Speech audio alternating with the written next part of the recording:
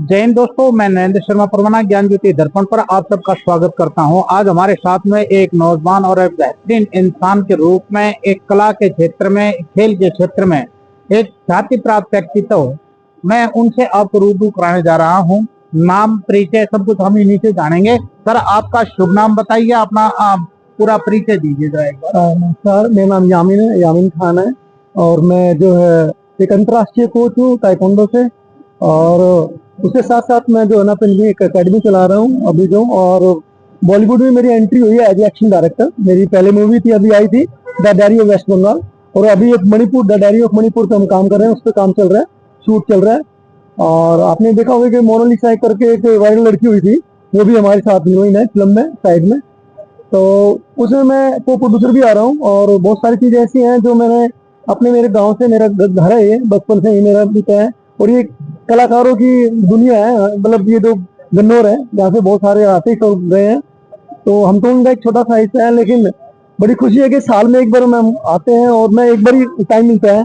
बाकी तो मैं सभी चीजों को मानता हूँ और आगे दुआ करता हूँ। अमन चैन भी पूरी दुनिया में एक ही टाइम पे होती है, तो मैं भी अपनी तरफ से एक दुआ करता हूँ कि पूरे देश के अंदर, पूरी दुनिया के अंदर सब अमन चैन से खुश रहे। तो आज का दिन बहुत मुबारक दिन है और आप सभी को हमारी तरफ से ईद मुबारक और बहुत बहुत शुभकामनाएं। और अच्छा लगा आपसे मिलकर बहुत सालों बाद।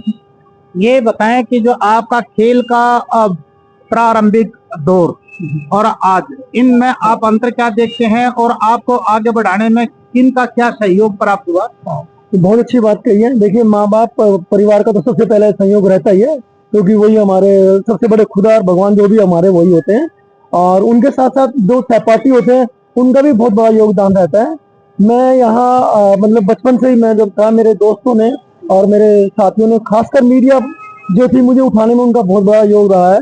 क्योंकि मैं जब फ्रांस के अंदर वर्ल्ड चैंपियनशिप में गया था, पेरिस में, सन 2000 में, तो तब मीडिया ने, मैं छुपा हुआ था एक जैसे कोने में रहते, मीडिया ने मुझे उस प्लेटफॉर्म पे पहुंचा दिया जहां लोग मुझे जानने लगे।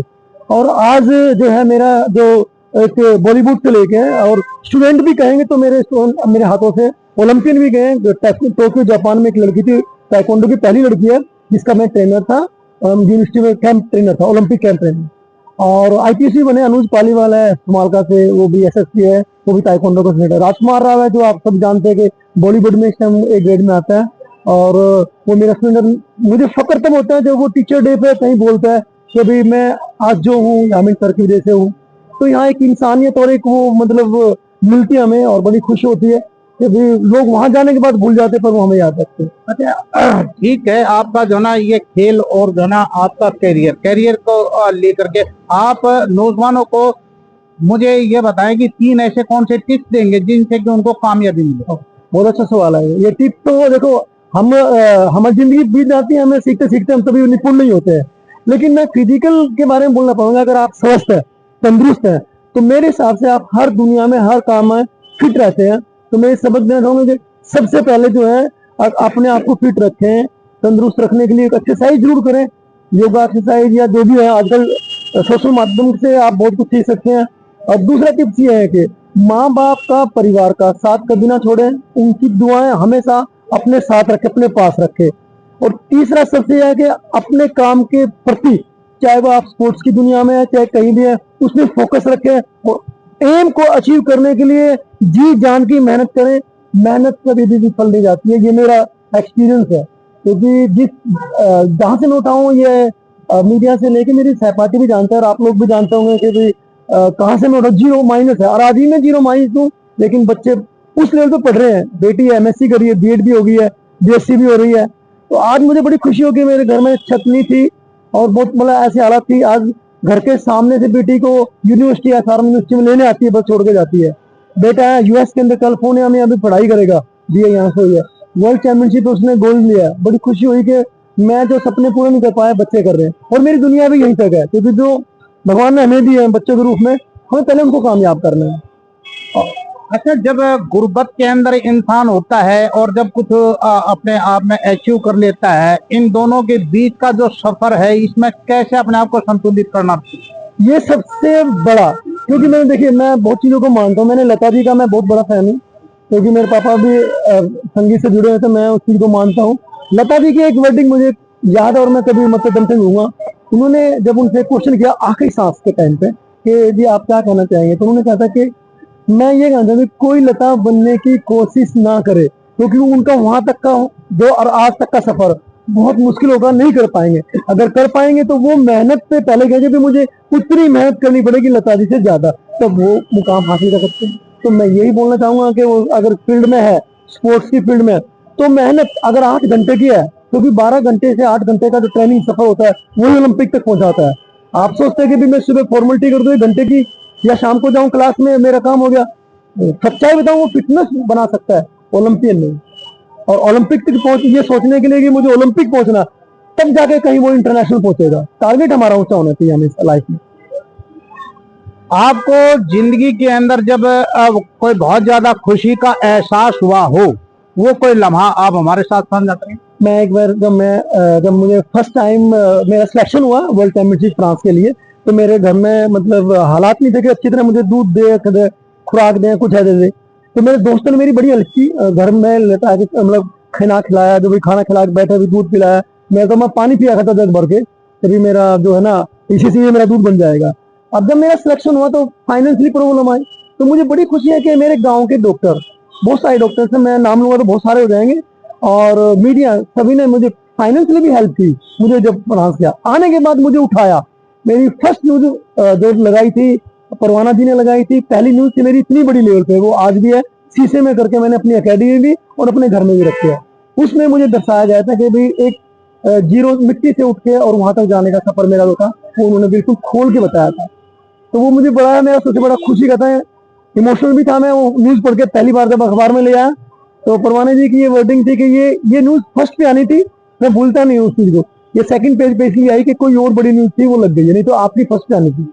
तो वो मैं अखबार लेके आया था स्टेशन से, तो मैं जब तक घर पे आया, मैं बहुत इमोशनल था और आंसू में थे मेरे, और घर आके हम सब ने वो न्यूज देखी थी। जिंदगी का सफर तय करते हैं जब हम, तो संतुलन कैसे बनाए। मान लीजिए जिसके पास में जो है ना, अगर खुशी एकदम ज्यादा आ जाती है, उसे कंट्रोल कैसे किया जाता है। देखिए कंट्रोल नहीं होता है एक्चुअली में, उसका एक वो बनाना पड़ता है अपना भाव, अंदर की भावनाएं जो हमारी, उस पर कंट्रोल करना पड़ेगा, तो वो ऑटोमेटिक अपने आप को कंट्रोल हो जाएगा। दूसरी बात सर, अगर आपके अंदर अहंकार और घमंड नाम की कोई चीज होती है, सभी को पता है, वो अगर आ गई है, तो आप इसको मतलब सोचो कि ये चीज आप विफल हो, फैलो अपने उसमें, तो कहीं भी इसको बीच में ना आने दे। इस सफर के बीच में, अपने कामयाबी के सफर के बीच में इसको ना आने दे, घमंड और अहंकार। आप मेहनत पे विश्वास रखिए और कोई भी एक आस्था रखिए, जरूरी है। जैसे पत्थर में मूर्ति, मैं खुद मानता हूँ, सारी चीजों को मानता हूँ। मैं अभी मैं आपको बताऊं, मैं महाकुंभ भी गया था, तो वहाँ बहुत सारी मीडिया न्यूज आज तक और ये सब ने मेरा इंटरव्यू लिया था मेरी मूवी को लेके। तो वहाँ मतलब मैं योगी जी से सबसे मिले थे हम लोग, बहुत सारे लोग थे। स्वामी जी है मेरे जानन, सरस्वती जी, मैंने इनके बारे में एक दूसरे बोला भी है कि मेरे पापा जी यहाँ इनके साथ हारमोनी बजाया करते, मैं भी कैसे रहा हूँ। ये एक इंसानियत है, और ऐसा नहीं है, हम सब एक है। और ये सच्चाई है, जिस दिन दुनिया को ये पता चल गया, तो वर्ल्ड की पावर है हिंदुस्तान, क्योंकि यहाँ पर भी राजनीति चलती है, पॉलिटिशियन चलती है, धर्म कोई भी बुरा नहीं होता। मैं आज भी बोलता हूँ, मैं सारी जगह जाता हूँ, गुरुद्वारे में भी, मंदिरों में, मस्जिदों में, मेरे दोस्त सारे सर्कल आगे लोगों के ही। अब मैं वहां भी जाता हूँ। अब महाकुंभ से बड़ा तो कुछ नहीं होगा, लेटेस्ट है। और मुझे बड़ी खुशी हुई थी, ये क्वेश्चन जो आप आज मैं आप लोगों को बताना चाह रहा हूँ, इंसानियत का मैंने वहां दिया था सबक, वही मैं आज शेयर करूंगा। वो मैं बताना चाहूंगा सर कि अगर जो ये लोग फतवा जारी या कुछ चीजें करते हैं, मुझे कोई फर्क नहीं पड़ता है, मैं जो सत्ता होता है, वो अगर अपने बच्चों को एजुकेशन, हायर एजुकेशन दे, तो ये सब चीज खत्म हो जाएगी बीच की, वो धर्म और इससे दूर चले जाएंगे। मेरा सबसे है, शिक्षित जो बच्चे रहेंगे, IAS IPS बनेंगे, तो वो पहली बात तो इस मजहब के बीच में नहीं आएंगे।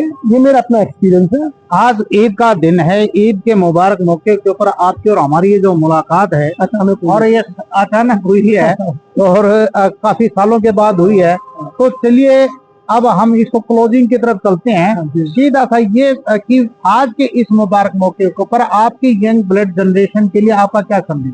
सबसे बड़ा संदेश यह, आज का दिन जो होता है हमारा भाईचारे का होता है, कि हम एक दूसरे पे घर पे जा जाके खीर सेवैयां खाते हैं, मीठा, मतलब एक मीठा होता है आज के दिन।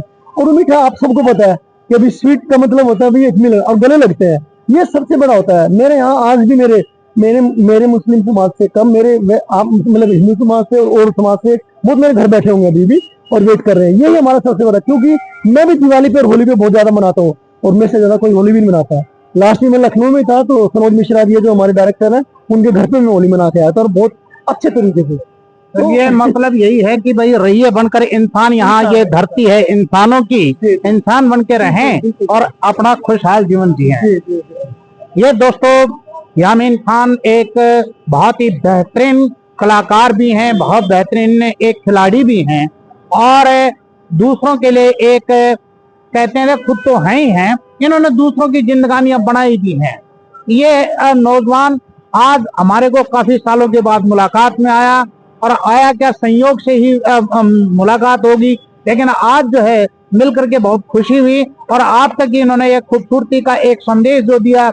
इन्होंने अब पहले ये खिलाड़ी थे, आज ये प्रोड्यूसर भी बन रहे हैं, कलाकार भी बन रहे हैं। तो ये हमारी शुभकामनाएं इनके साथ ज्ञानज्योति दर्पण आपको बहुत बहुत शुभकामनाएं देता है और अपने दर्शकों तक हम इस संदेश को लेकर के पहुंचे। इस गुर्बत से लेकर के मतलब जमीन से लेकर के अर्थ से फर्श और फर्श से अर्थ, ये जो जिंदगी का एक सफर है वो इन्होंने बताया। तो बने रहिए आप हमारे साथ में। ये वीडियो लगा कैसा है, ये जानकारी कैसी लगी है, कमेंट बॉक्स में जाकर के अपने व्यूज जरूर दीजिएगा। जय हिंद दोस्तों, नरेंद्र शर्मा।